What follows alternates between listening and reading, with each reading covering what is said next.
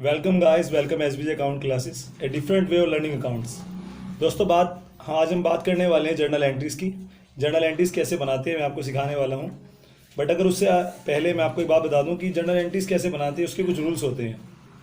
जैसे आपने पढ़े होंगे, अगर आप अकाउंट के स्टूडेंट हैं तो आपने गोल्डन रूल्स ऑफ अकाउंट्स पढ़े होंगे, जो अब चेंज होकर मॉडल रूल्स ऑफ अकाउंट आ गए हैं। अगर आपने मेरी पिछली वीडियो नहीं देखी है तो जाइए, पहले आप वो वीडियो देख कर आइए, जिसमें मैंने जर्नल एंट्रीज़ के रूल समझाए हैं। आप नीचे डिस्क्रिप्शन में भी उसके लिंक देख सकते हैं, उस पर क्लिक कर सकते हैं। ओके गाइस, तो चलिए स्टार्ट करते हैं। सब्सक्राइब कीजिए S B account classes YouTube channel को एंड बेल के आइकॉन को प्रेस कीजिए, जिससे हमारी वीडियो जर्नल एंट्री मैं आपको करके दिखाने वाला हूँ। तो सीखते हैं हम। आपने ये नोट कर लिया होगा। आपको एक बार मैं फिर रिपीट करा दूंगा कि अगर आपकी लायबिलिटी, इनकम और कैपिटल इंक्रीज होती है तो क्रेडिट करेंगे, डिक्रीज होती है तो डेबिट करेंगे। एसेट्स एंड एक्सपेंसेस इंक्रीज होता है डेबिट करेंगे, डिक्रीज होता है तो क्रेडिट करेंगे। आइए एंट्री करते हैं। तो कैसे कैसे हम जर्नल एंट्रीज करेंगे, इसको तो मैं आपके लिए रख देता हूँ। तो फर्स्ट मैं आपको डेट भी लिख देता हूँ, और ये कुछ जर्नल एंट्रीज मैं अपने पास से आपको कराना चाहता हूँ। दोस्तों आइए कैसे करेंगे। सबसे पहले business started at rupees 1 lakh. Okay guys, goods purchase at rupees 50,000, money deposit in bank 10,000, and salary आप जानती है expenses होता है, सैलरी पेड इन कैश 5,000। ऐसी नेक्स्ट हो सकता है आपका गुड्स सोल्ड टू राम 15,000। ऐसी हो सकता है आपका इंटरेस्ट रिसीव्ड 500। ऐसी हो सकता है आपका गुड्स lost by fire 5,000। आइए दोस्तों एक एक एंट्री हम समझने वाले हैं। फर्स्ट एंट्री क्या है? Business started at rupees 1 lakh, यानी कि 1 लाख रुपए से व्यापार आरंभ किया। सपोज मैंने एक शॉप खोली, उस शॉप पे मैंने 1 लाख रुपए लगाए, तो इसकी क्या एंट्री करेंगे? मैं आपको फिर से याद दिलाने वाला हूं कि हम जो ये अकाउंट कर रहे हैं ये बिजनेस का कर रहे हैं, ना कि बिजनेसमैन का। अगर मिस्टर एक्स का ये बिजनेस है और मिस्टर एक्स ने बिजनेस स्टार्ट किया है, तो आप अकाउंटेंट्स हैं और मिस्टर एक्स के नहीं, उसके बिजनेस के। तो हम जो कुछ भी सोचेंगे बिजनेस की दृष्टि से सोचेंगे। तो आइए सोचते हैं, यहाँ पे डेट में डाल देते हैं। चलो मान लीजिए 17 ही चल रहा है, 1 जनवरी ये डेट आ गई। क्या किया हमने कहा बिजनेस स्टार्ट किया 1 लाख रुपीज से। तो आइए बिजनेस में सोचते हैं क्या हुआ। आपके बिजनेस में पैसा आया, ये छोड़ दीजिए कि वो ओनर ने दिया है किसी और ने दिया है, पैसा आया। तो अभी बात करते हैं, अगर आपको गोल्डन रूल्स याद हैं तो उसको देख लीजिए। जो कुछ आता है उसको डेबिट करते हैं, या भी कह सकते हैं कि आपकी बिजनेस में पैसा आया, यानी कि एसेट्स होता है पैसा हमारा, एसेट्स इंक्रीज हुई है। तो आप देख सकते हैं एसेट्स जब इंक्रीज होती है तो उसको क्या करते हैं दोस्तों? डेबिट करते हैं। तो आइए हमने कैश अकाउंट को मैं A/C लिख सकता हूँ। आपको हर सबके नाम के आगे अकाउंट्स लगाना है।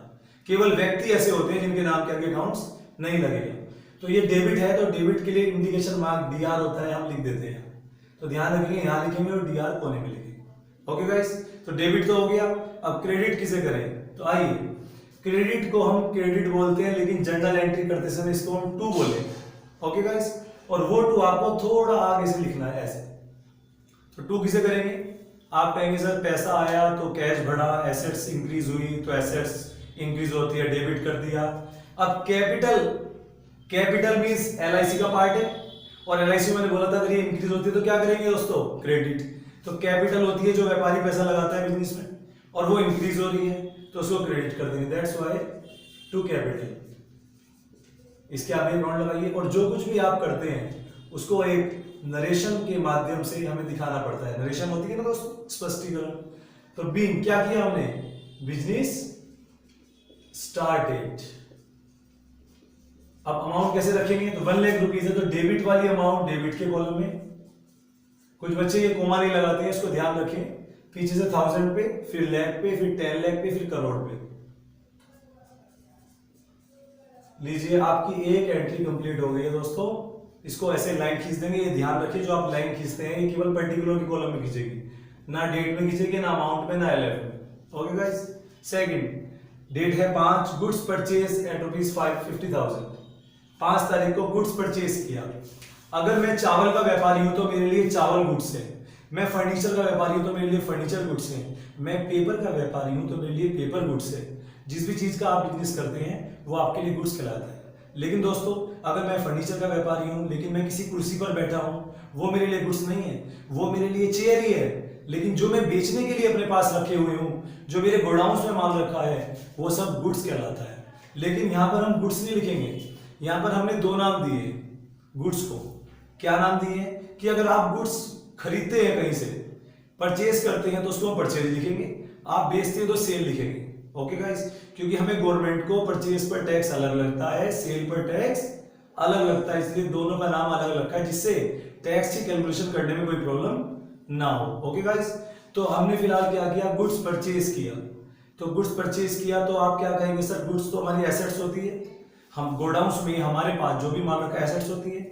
आपकी एसेट्स इंक्रीज हुई है, जो इंक्रीज होती है तो क्या करते हैं दोस्तों, डेबिट करते हैं। तो यानी कि परचेज को हम डेबिट करेंगे एज पर एज गुड्स के नाम से। और टू किसे करेंगे, तो सोचिए आपने गुड्स परचेज किया तो आपका गुड्स तो बढ़ गया, लेकिन आपके पास जो पैसा था वो कम हो गया। इट मींस एसेट्स आपकी डिक्रीज हो रही है, घट रही है। और एसेट्स जब आपके पास से जाती है, कम हो जाती है, तो उसको क्या करते हैं, क्रेडिट करते हैं, यानी कि टू कैश।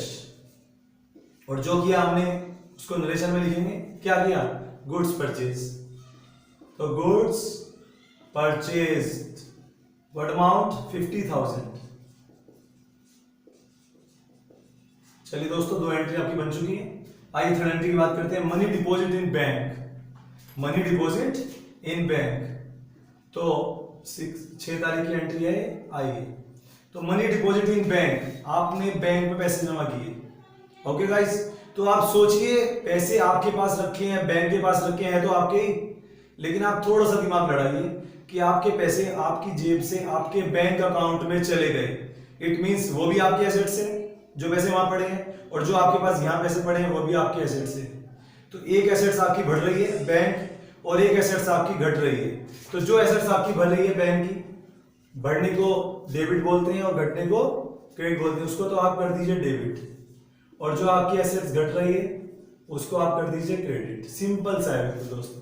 ये मॉडल रूल्स इतने आसान हैं, अगर आप इनको एक बार, अभी किसी को समझ में ना आ रहा हो तो आप 2-3 बार इसको करके देखिएगा, और डेफिनेटली आप ऐसे सीख जाएंगे कि कितनी भी टफ जर्नल एंट्री हो आप इजीली इसको कर लेंगे। बीइंग हमने क्या किया है दोस्तों कि हमने कैश डिपॉजिट किया है, तो कैश डिपॉजिटेड, जो भी क्रिया होती है वर्ब की थर्ड फॉर्म आप लगा सकते हैं। अमाउंट है 10,000 डेबिट के आगे और क्रेडिट के आगे क्रेडिट में। फिर यहाँ पर लाइन खींच दीजिए। अब डेट है 10 को क्या हुआ है, सैलरी पेड इन कैश। अब सैलरी किसे पेड की है, डजंट मैटर। जब एक्सपेंसेस होता है, ध्यान से सुनिएगा, जब एक्सपेंसेस होता है तो व्यक्ति का नाम नहीं आता, केवल एक्सपेंसेस ही आता है। और एक्सपेंसेस में आपने सुना है कि एक्सपेंस बढ़ते हैं तो क्या होता है, डेबिट, घटते हैं तो क्रेडिट। इट मींस एक्सपेंस हुए हैं आपके, तो एक्सपेंस डेफिनेटली बढ़ेंगी, तो एक्सपेंस को एक्सपेंस के नाम से हम डेबिट कर देते हैं दोस्तों। आइए टू किसे करते हैं, अब आप जब एक्सपेंस करेंगे तो जेब से पैसा भी जाएगा, एसेट्स भी कम होगी, एसेट्स कम हो रही है तो क्रेडिट करेंगे, टू कैश। बीइंग क्या किया, सैलरी पेड की है, being salary paid how much, 5,000। दोस्तों ये थी आपकी नेक्स्ट एंट्री जो भी कंप्लीट हो चुकी है। आइए इसके बाद बात करते हैं नेक्स्ट एंट्री की, गुड सोल्ड टू राम। 12 है गुड सोल्ड टू राम। अब यहां पे बात करते हैं, हमने गुड सोल्ड किया, राम को माल बेचा। तो राम को माल जो हमने बेचा है कैसे बेचा, नगद बेचा या उधार बेचा, इन कैश है इन क्रेडिट है। तो प्रश्न उठता है कि भाई व्यक्ति का नाम दे रखा है, इसका मतलब उधार है, क्योंकि अगर आप एक दुकानदार हैं कोई आपसे कुछ परचेज करने के लिए आया तो क्या आप उसका नाम पूछते हैं? नहीं पूछते। जो उसने मांगा आपने दिया, उससे पैसे लिए। लेकिन अगर वो उधार खरीदेगा, कहेगा सर मुझे उधार माल चाहिए, तो आप एकदम उससे उसका नाम पूछेंगे। इसीलिए दोस्तों, अगर आपको किसी एंट्री में नाम दे रखा है, खासकर परचेज और सेल की एंट्री में, तो समझ जाइए कि वो उधार है। Okay guys. और जब उधार होता है तो आपको उससे पैसे लेने हैं। पहले ये बताइए कि आपके पास जो राम है वो क्या है। एक बात आपको और समझा देता हूं कि जिनसे हमें पैसा लेना होता है, यहां लिख दो नीचे। Okay guys. जिनसे हमें पैसा लेना होता है उनको हम डेटर बोलते हैं। DEBTOR, बी साइलेंस रहता है इसमें, डेटर। हिंदी में कहते हैं इसको देनदार। देनदार मतलब देने वाले। दूसरे होते हैं दोस्तों क्रेडिटर, जो लेने वाले होते हैं, इनका नाम होता है लेनदार। तो जो कस्टमर हमसे माल परचेज करते हैं, उधार खरीदते हैं, उनको हम कस्टमर नहीं कहते, उनको हम डेटर कहते हैं, मींस देनदार। आप एक और लॉजिक अपना सकते हैं, डेटर डेबिट से बना, इसलिए डेट डी आ गया इसमें। ऐसे लेनदार जिनसे हम माल परचेज करते हैं, जिन्हें हम अपने पूर्तिकर्ता भी कहते हैं, उसको हम कहते हैं क्रेडिटर। तो इन्हें CR से इंडिकेट करते हैं क्योंकि ये क्रेडिटर से बना है। तो राम हमारा क्या हुआ, डेटर हुआ या क्रेडिटर हुआ? राम हमारा डेटर हुआ, बिकॉज इसने हमसे माल परचेज किया है, हमारा ये कस्टमर है, उधार वाला कस्टमर, तो हम इसको डेटर बोलेंगे। और कस्टमर डेटर जो होता है ये आपकी एसेट्स होती है, क्योंकि हमें इससे पैसा लेना है। जो कुछ भी हमारा दूसरों के पास है, हमें उनसे लेना है, दैट इज अवर एसेट्स। और जो कुछ भी हमें दूसरों को देना है, दैट इज लायबिलिटी। तो क्रेडिटर हुए लायबिलिटी और डेटर हुए एसेट्स। तो देनदार हमारे एसेट्स है, और देनदार से पैसा लेना, इट मींस देनदार बढ़ रहे हैं तो हम इनको डेबिट कर देंगे, राम को डेबिट कर देंगे। और याद रहे, जब व्यक्ति का नाम होता है तो अकाउंट नहीं लगता। बाद में बात करते हैं कि एक साइड तो हो गई, अब टू किसको करें। तो सोचे क्या हो रहा है, आपने राम को माल बेचा, पैसे नहीं दिए तो वो बढ़ गया, तो उसको तो हमने डेबिट कर दिया। लेकिन माल बेचा तो इट मींस आपने उसको माल दिया है, तो आपकी एसेट्स होता है माल। जो भी गोडाउन में माल है वो मेरी एसेट्स है, और आपकी एसेट्स आपके पास जा रही है, इट मींस एसेट्स कम हो रही है। तो हम उसको कह सकते हैं एसेट्स कम हो रही है, यानी कि क्रेडिट। तो मैंने भी बताया था आपको कि वैसे तो माल को गुड्स बोलते हैं, लेकिन जब खरीदते हैं तो परचेज, और जब बेचते हैं तो सेल। तो चूंकि डिक्रीज हो रही है तो टू सेल्स के नाम से हम इसको क्रेडिट कर देंगे। Okay guys. बीइंग क्या किया आपने, गुड्स सोल्ड। अच्छा, ये हम नरेशन क्यों लिखते हैं कि कभी हम मान लीजिए फ्यूचर में 1 मंथ बाद, 2 मंथ्स आफ्टर आपको कोई चेक करना है कि इस तारीख को मैंने क्या एंट्री की थी, तो आप इस नरेशन को देखकर समझ जाइएगा। इसलिए इसमें डिटेल में लिखना चाहिए, कुछ बच्चे नहीं लिखते। बीइंग गुड्स सोल्ड, आगे लिख दीजिए to Ram, how much, 15,000। Next 15, interest receive.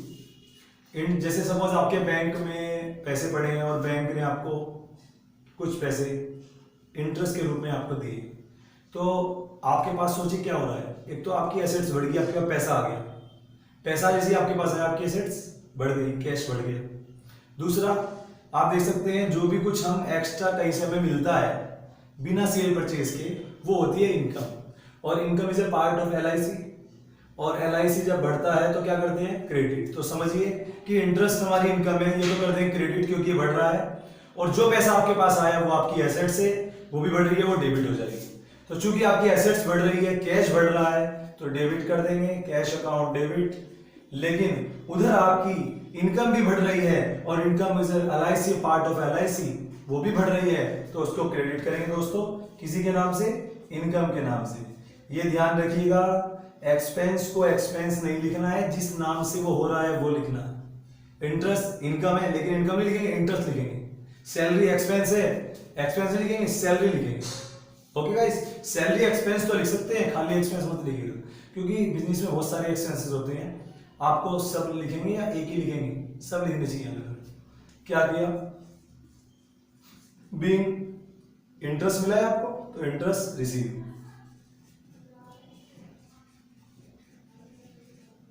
Okay guys, कितने हैं, 500। चलिए गाइस, तो ये हमने सारी एंट्री कर दी है, एक एंट्री बची है, उसका स्पेस नहीं बचा है, तो आइए उसको भी करते हैं दोस्तों। आप ये तो समझ ही गए होंगे, तो उसको रिमूव कर लेता हूँ और यहाँ पर मैं प्लेस हल्का सा बना देता हूँ। ये हमारी लास्ट एंट्री है। इसके बाद हम अगली एंट्रीज नेक्स्ट वीडियो में देखेंगे दोस्तों। आइए, तो प्रारूप आपका ये था, मैं रफली आपको एक बना देता हूँ फॉर्मेट। डेट क्या थी? 20। Goods lost by fire. Lost by fire यानी कि आपका माल गोडाउन में रखा था, आग लग गई, वो नष्ट हो गया। तो सोचिए क्या हो रहा है, गोडाउन में रखा माल नष्ट हो जाता है तो आपकी एसेट्स कम हो गई, क्योंकि गोडाउन में माल रखा आपकी एसेट्स, और वो कम हो गई तो एसेट्स कम होती है। तो अभी पढ़ाई आपने नोट भी कर लिया होगा कि एसेट्स कम होती है तो उसको क्रेडिट करते हैं। ओके गाइस, और ऐसे ही आपकी जो लॉस हुआ है वो लॉस भी is a part of expense. अभी लिखवाया था मैंने, एक्सपेंसेस एंड लॉसेस। तो एक्सपेंस जब बढ़ते हैं तो डेबिट होता है, ऐसे ही लॉस जब बढ़ते हैं तो डेबिट होते हैं।